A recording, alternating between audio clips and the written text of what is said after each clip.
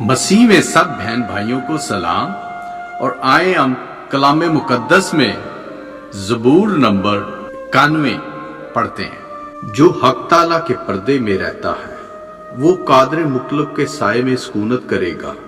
میں خداوند کے بارے میں کہوں گا، وہی میری پناہ اور میرا گڑھ ہے۔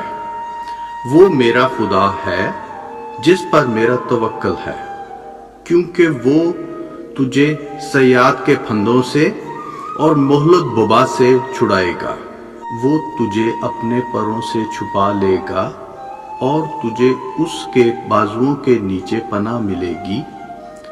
اس کی سچائی ڈھال اور سپر ہے، تو نہ رات کی ہیبت سے ڈرے گا، نہ دن کو اڑنے والے تیر سے، نہ اس وبا سے جو اندھیرے میں چلتی ہے، نہ اس ہلاکت سے جو دوپہر کو ویران کرتی ہے۔ تیرے آس پاس 1000 گر جائیں گے اور تیرے دائیں ہاتھ کی طرف 10,000، لیکن وہ تیرے نزدیک نہ آئے گی۔ لیکن تو اپنی آنکھوں سے نگاہ کرے گا اور شریروں کے انجام کو دیکھے گا۔ پر تو اے خداوند میری پناہ ہے، تو نے حق تعالیٰ کو اپنا مسکن بنا لیا ہے۔